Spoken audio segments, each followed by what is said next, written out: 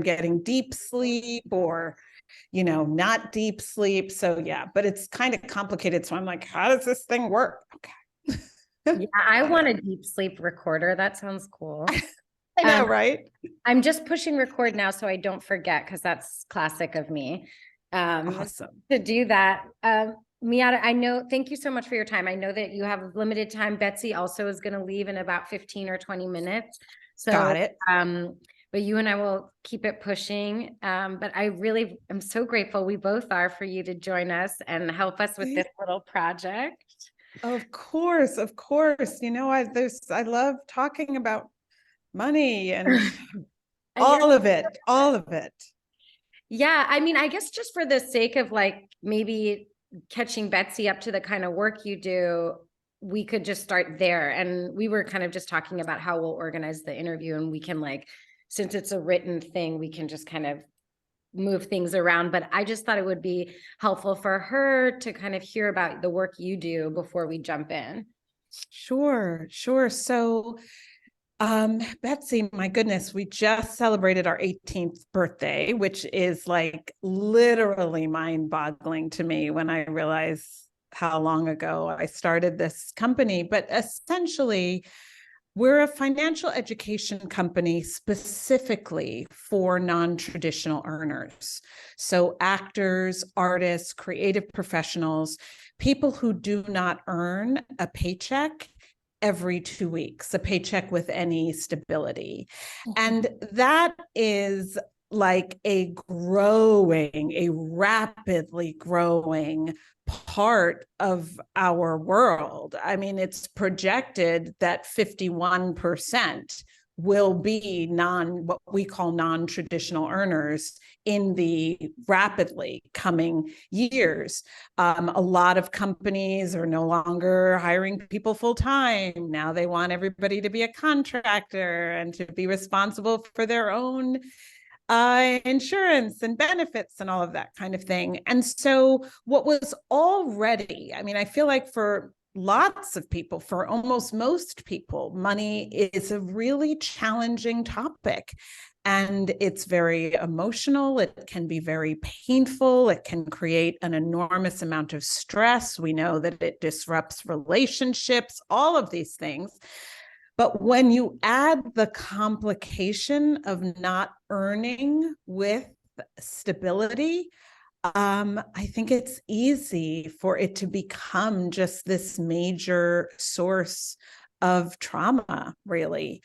And so we very much focus both on the mindset that is required to be a non-traditional earner, but also the very practical management skills. Because I think that the problem, one of the many problems, is that not only are we not as a society taught about money, because we're not, and that's it's such a major failing in our society, in my opinion, but for non-traditional earners, most of what is out there, the books, the classes, the gurus, they're all speaking to what you should be doing with your 401k and all of those things that for the non-traditional earner really don't exist. And so there can also be a tendency to just shut down,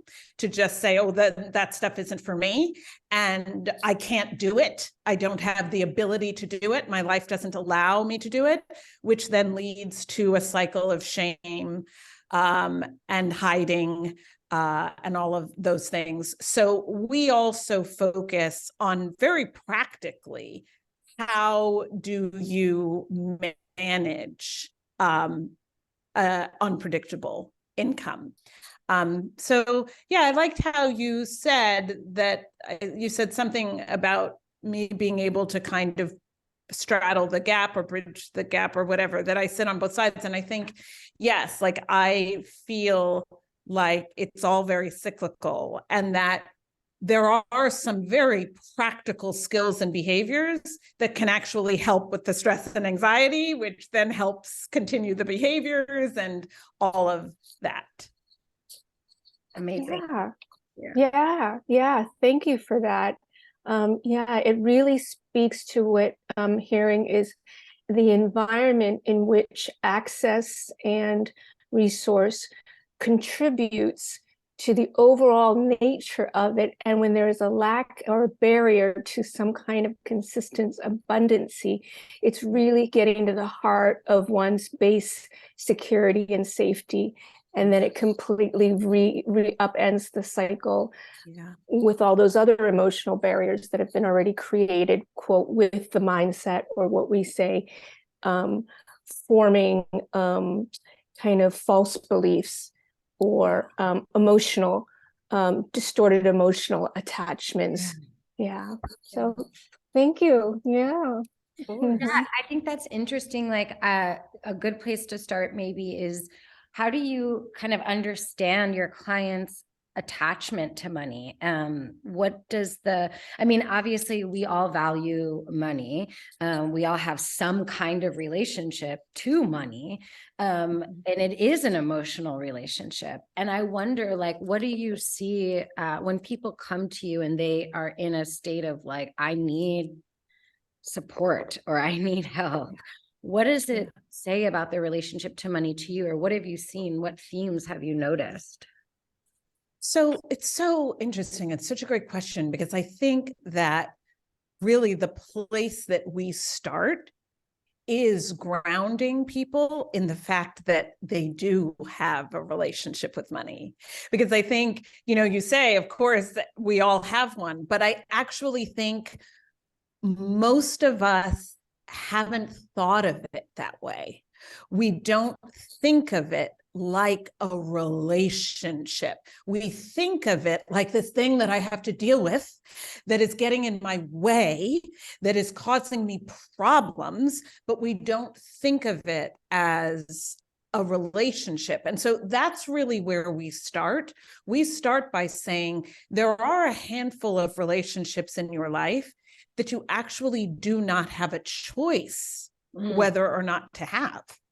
And your relationship with money is one of them. Like, genuinely, unless you are truly relinquishing all of your earthly goods and like going to live on a mountaintop somewhere, you've had a relationship with money since the day you were born. You weren't aware of it, but since the day you were born, that's where the relationship began.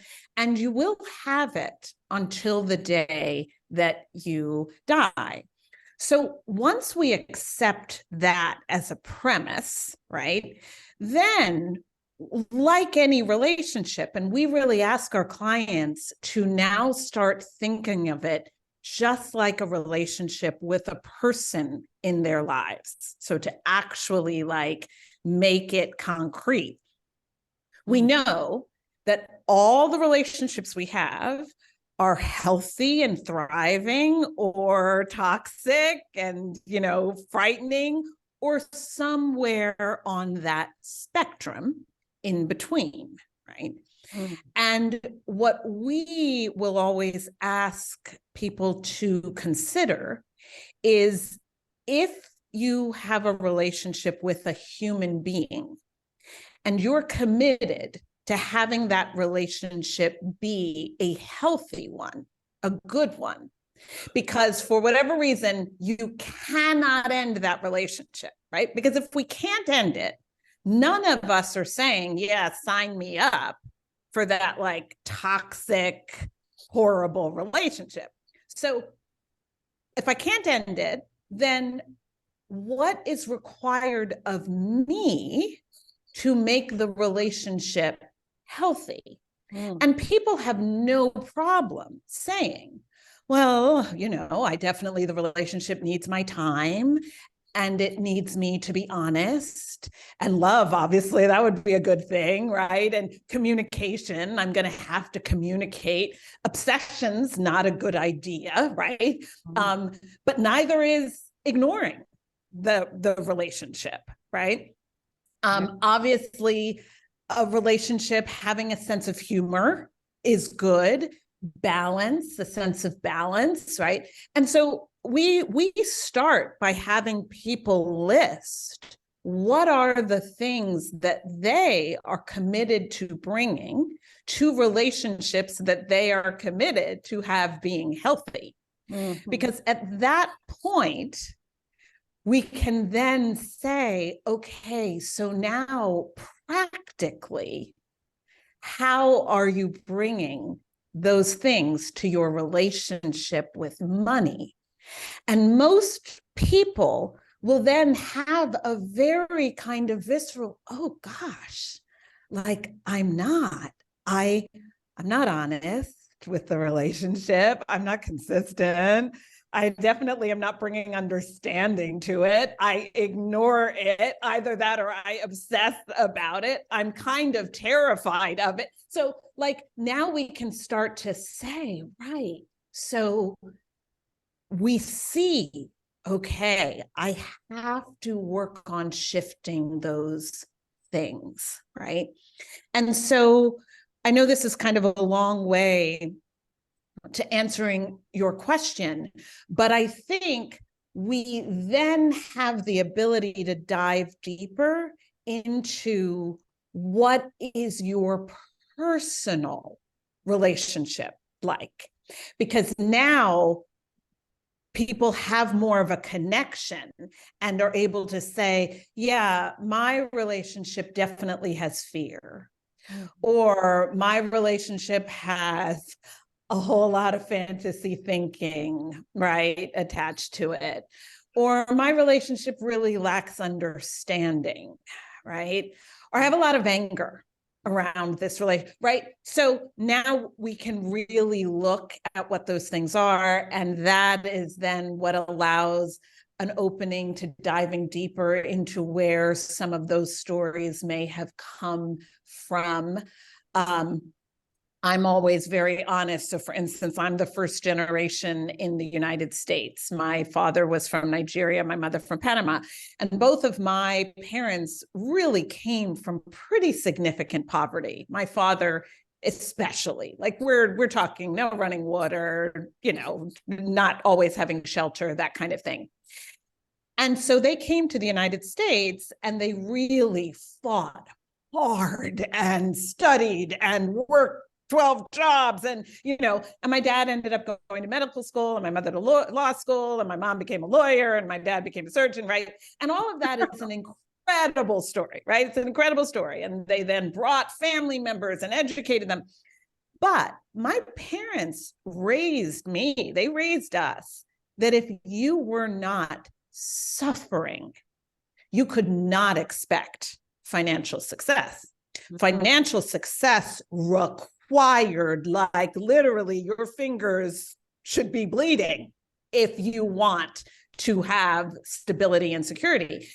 We can understand completely and totally where that story came from and how it served them.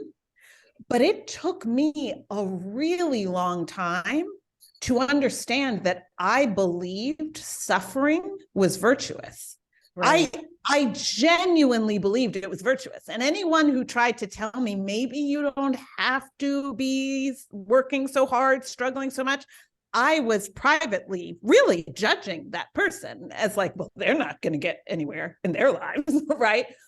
But that meant that, like, I had 11 jobs at one point, that like I was never sleeping, that I cried all the time because I couldn't pay my bills, even though I had 11 jobs. But I felt like that was what was required of me, and a significant amount of shame that clearly I was not working hard enough.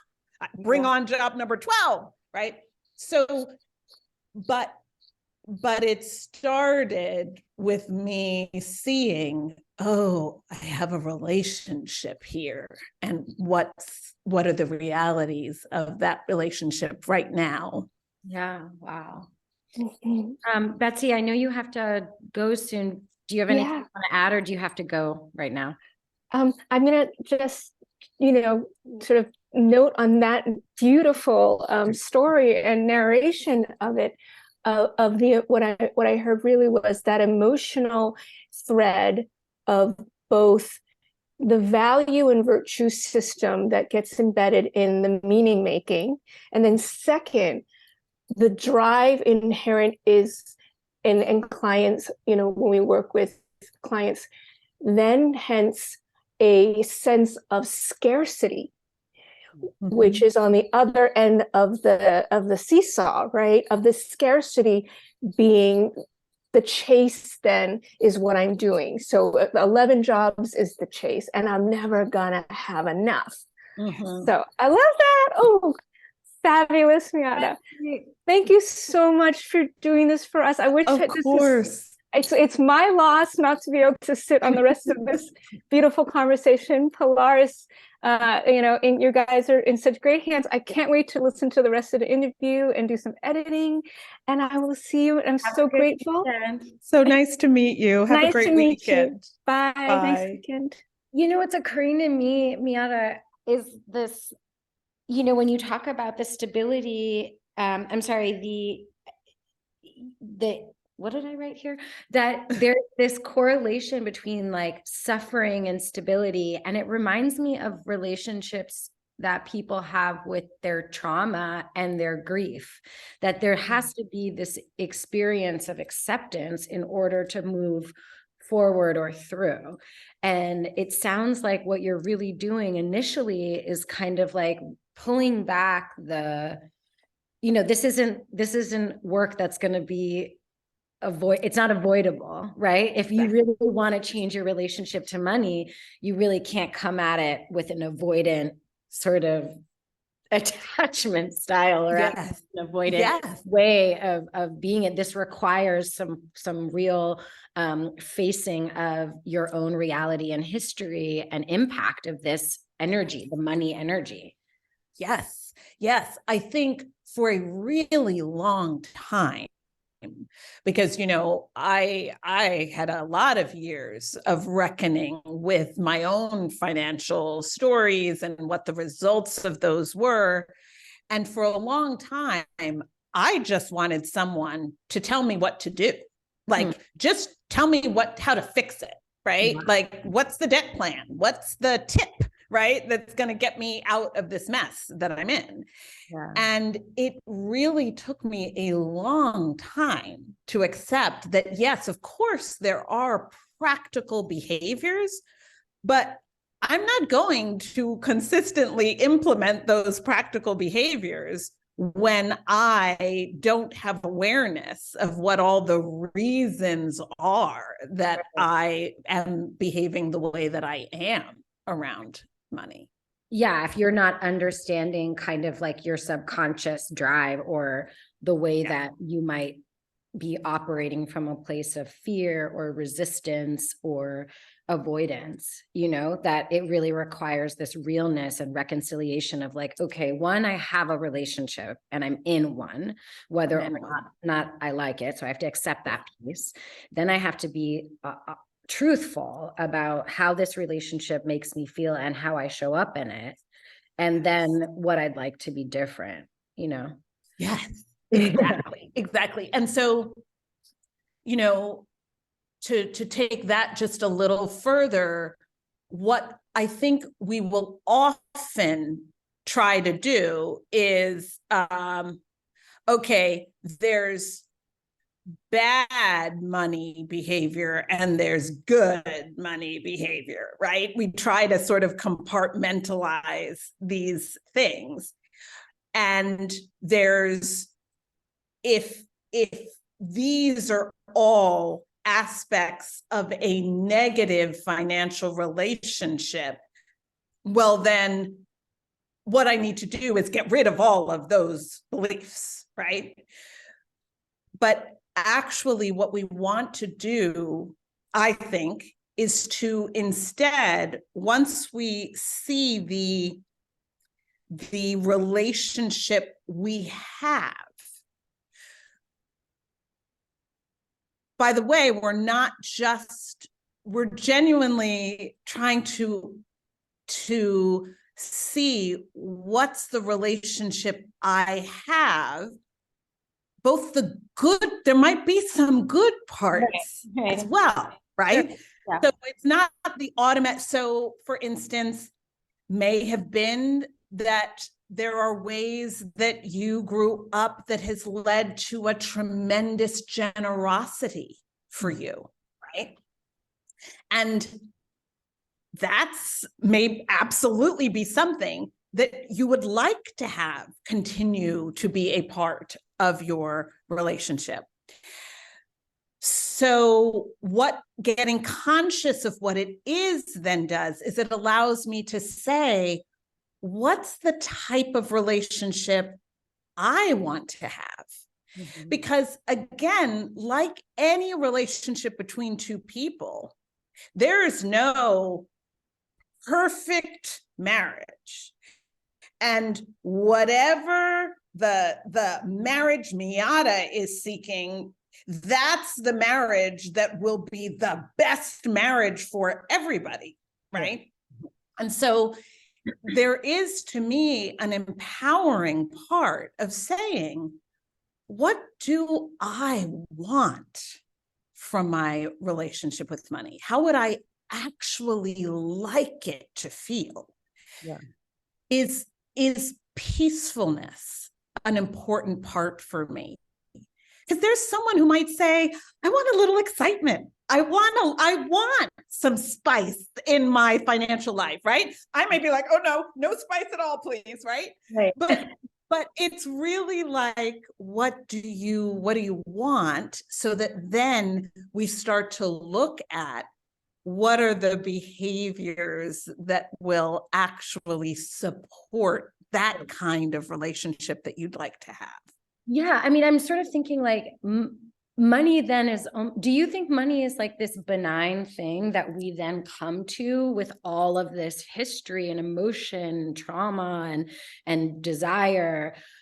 Or is I mean, I'm thinking of the way that money can define people too, or the lack of money defines people. And then you touched on this idea of the shame spiral, particularly around non-traditional earners who don't have the sort of like, here's my portfolio of all this is the proof that I'm like a responsible earner or like a together adult because my money proves that, it's tied into my self-esteem. I mean, and I don't want to extrapolate too much, but I know that there's like the societal kind of component of how we value money as a culture. But I'm interested, and I don't want to pretend that like, there aren't systemic injustices around money and access to and all of that. But I want to, so like, I know all of that exists, and I'm kind of interested in like the relationship between money and how we see ourselves, our own value, regardless of the kind of relationship we even want to have with money, how it defines us and how you've seen that show up in your work. Yeah, definitely. So yes, first of all, I think it's very important what you just said, that in any conversation about money, we have to acknowledge the sort of significant failures of the system, right? I am very comfortable going on record as saying that capitalism has essentially been a failed system, and we are seeing the results of that. However, I see my job as helping people exist as powerfully within a system that is absolutely going to be the system for our lifetime. And that doesn't mean we aren't working to shift and improve it, but it is, right? So, okay, with that said, I do believe that our job as human beings and as people who have committed to helping in this area is to separate our self-worth from some financial result, right? So once we achieve safety, and the ability to provide for our lives, which again is a whole conversation. But once we achieve that, the element that our society has created around keeping up with the Joneses and feeling that I am down here if my bank account is down here, and I am up here if my bank account is up here. Our part of what I believe very strongly is the core of the work is recognizing that the quality of my relationship with money is actually completely separate from the amount of money that I have, right? And so what we want to do is we want to say, okay, yeah, I hear that I have a relationship with money. Got it. All right, my bank account is flush, my relationship is good. My bank account is empty, my relationship is bad, right? And that's just another way of avoiding actually working on the relationship, because we know intellectually that there are plenty of people with plenty of money who have really negative, toxic relationships with money. And we also know that there are people with very little who actually have healthy relationships with money. So that becomes actually a big part of the job, is saying, how do I look at the qualities of my relationship separate from my results? Yeah.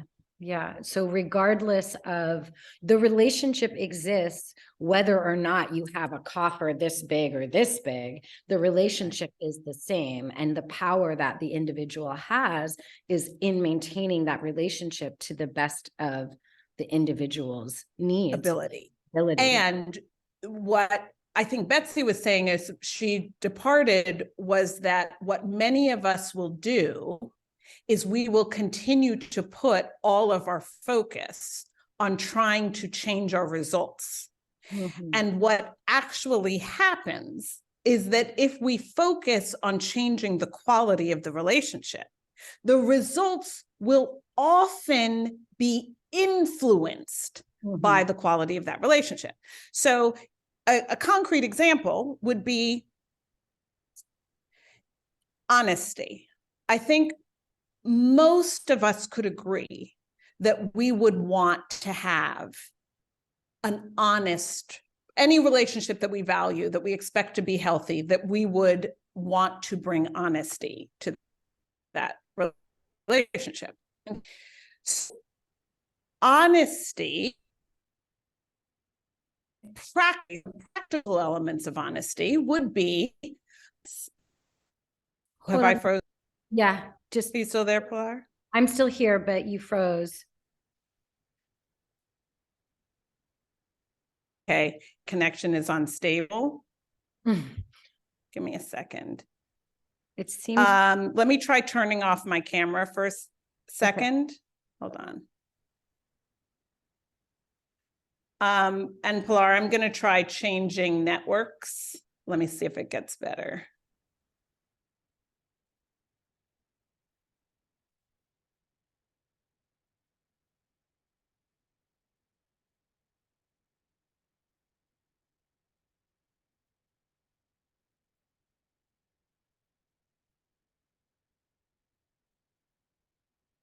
Okay, can you hear me, Pilar? Yeah, I can. Yeah? Yeah. Okay, let me try and come back. The wind is really blowing, so that may be affecting the line. Okay, so honesty, right? So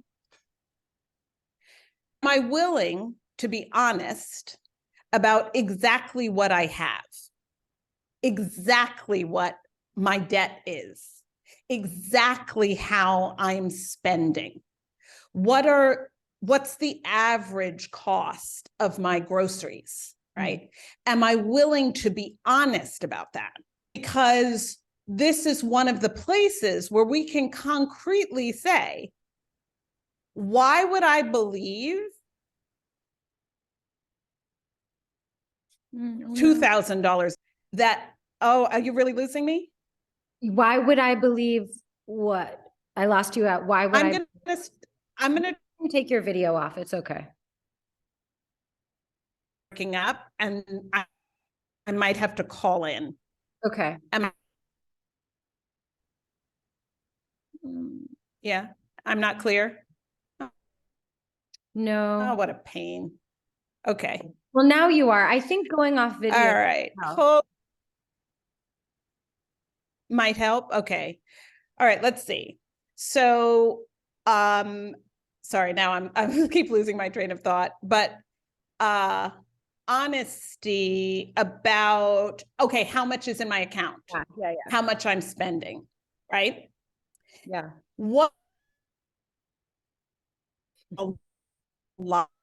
It's for me to be honest about how much I'm spending. Did you say what would right? it Now, what would it take for me to be honest about what I'm spending? yeah, let me try calling in, Pilar. Let me try. That's fine.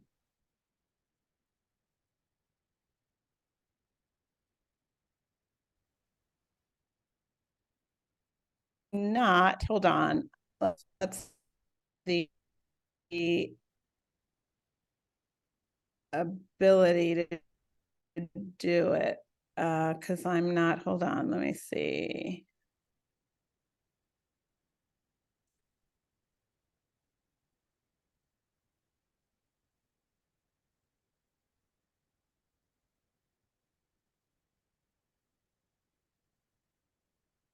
All right, sorry, give me a second. Let's see if I can call in.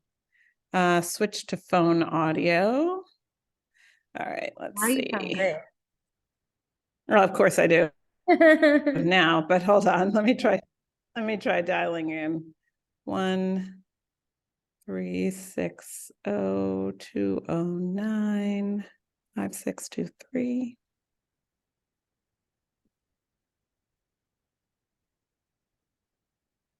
Welcome to Zoom. Enter your meeting ID followed by pound.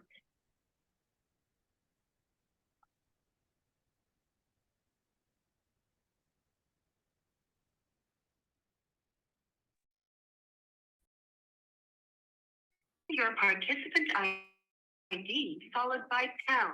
Otherwise, just press pound. You are in the meeting now. There is one other participant in the meeting. This meeting is being recorded. Okay, can you hear me now? Yes, perfectly. Okay, perfect. So I think we got cut off around. I think we got cut off around what would it take for me to be honest about about how much I earn, or right.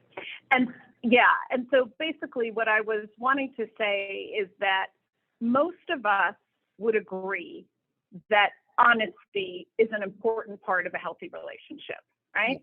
And so most of us, if pressed, would say, yes, of course I want to bring honesty to my relationship with money. So this is a concrete example where we can really see that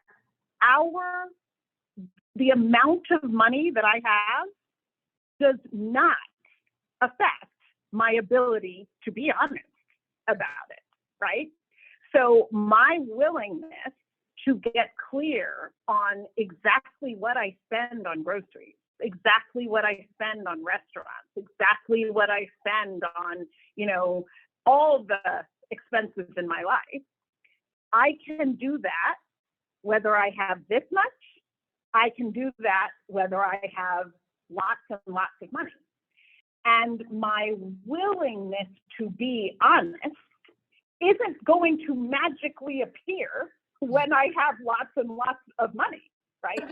So it's one of those concrete places where we can see where we're not really honest with ourselves.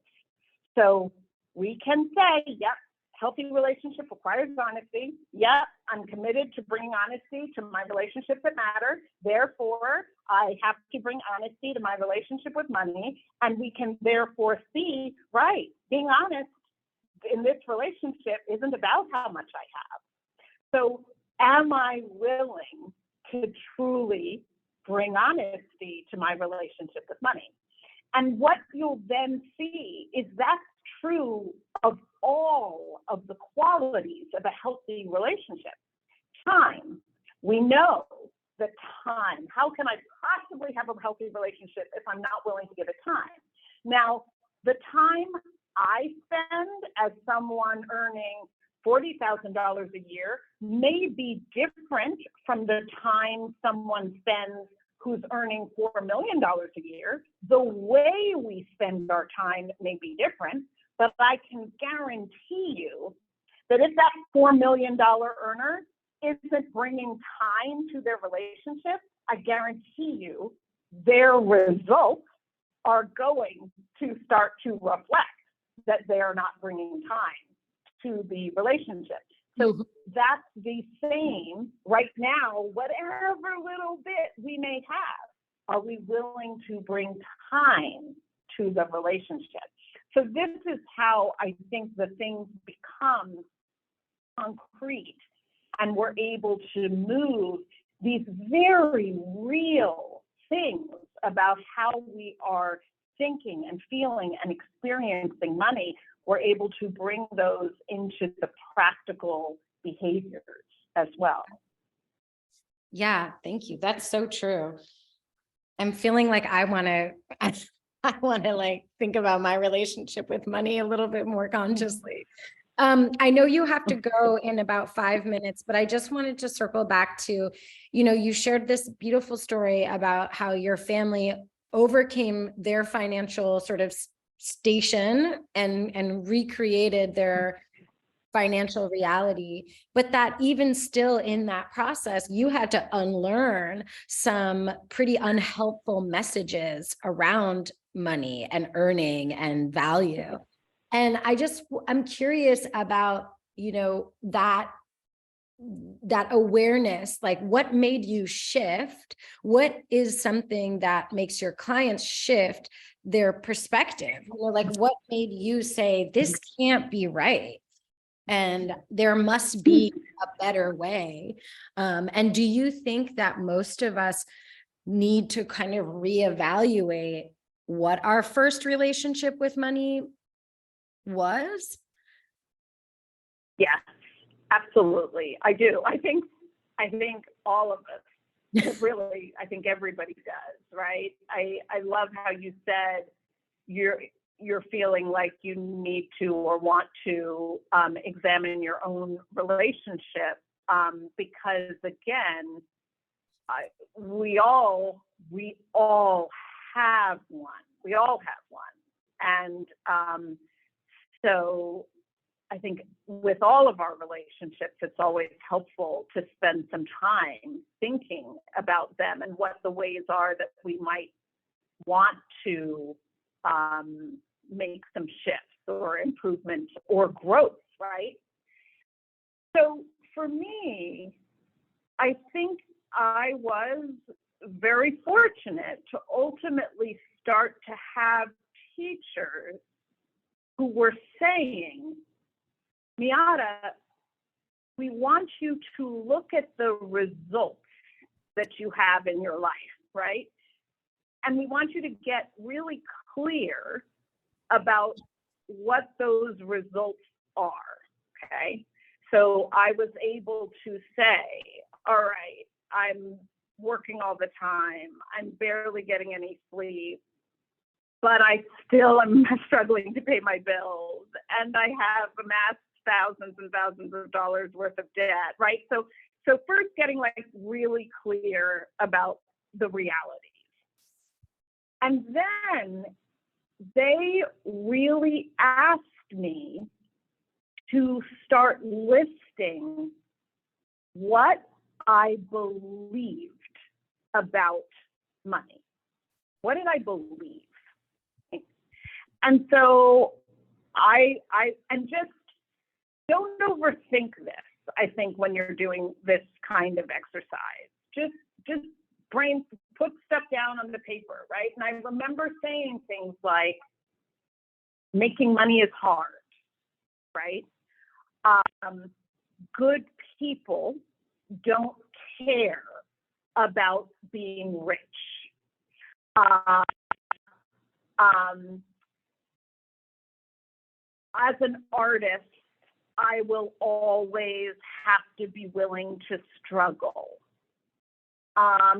These kinds of things that I would write down. Debt is bad. Mm-hmm. Your money scripts. Yes, all of these things. So I write these things down. And then they asked me to look and say, okay, which of these beliefs genuinely are serving you, right? Which beliefs are serving you? And I remember the one that I struggled with the most was making money is hard, because I was like, it is hard. And so, it's serving me because I know that. And so I work hard. And, I was very, I had, some self-righteousness going on there. And so then it was really diving into why did I believe that making money was hard, and really presenting the proof. And, my parents showed me this, and look at what that was hard. Who could possibly say that wasn't hard, right? And yeah, unpacking that to the place where I was able to say, but wait, how is that serving me now? How is it serving me now with my life today, right? And it's not magic, right? Because I still felt like, well, I'm not going to become one of those people parading around saying, money is easy, money flows to me like water. Like I was like, that's all nonsense, right? But it was understanding that there actually was a long road in between. You got to have blood coming from your fingers to money flows like water with no effort, right? That there was actually a journey that I could take. Yes, exactly, right? Yeah. So that was, I feel like, the beginnings of my process. And once you are able to bring a crack into one belief system, it's like it almost sets off dominoes of me then being like, well, wait, maybe this isn't true either. Like, am I willing to dive into that? And where did that come from? And, yeah. I love that. Thank you, Miata. I want to honor your time because I know you only have 45 minutes, but just really quick, how can people find you and use your services, and just give us like that little abundance bound little spiel? Yeah, sure. So we are easy to find. We're at abundancebound.com. And, our financial empowerment program is without question the work that I am the proudest of, because I believe the community is really important. And I think we have to remove the shame from this conversation. It shouldn't even, there shouldn't be a hint of it there. And I think that the more we're able to work with and dive into these topics and develop our systems with communities of people, the better we do. And we're on all the social media channels, but especially Instagram at Abundance Bound. Okay. Thank you, Miata. I'm so honored for your time. I've always wanted to shine a light on Abundance Bound. I'm so grateful. Thank you so much. And it's so great to thanks. It's so great to see you, Pilar. It's so great to see you. And are you gone from the Access Fund, or you still work with them? Yeah, personally? I left in July, and I am contracted to still do mind, body, spirit there, but I've fully moved into private practice. So great. Oh my gosh. I'm so happy for you. Thank That is you. wonderful. I'll send you the link to the blog post when it's up, and I'll probably, if you're okay with it, maybe if you could send me like a professional photo or something of you or some abundance Sure. bound kind of thing or whatever for the website, I can post it up there too. That's great. Thank you. Thank you for thinking of me, Pilar. Have such a great weekend, okay? Thank you, And just let me know Miata. if you need anything else. Okay, I hope to talk Okay, to you bye. soon. Bye.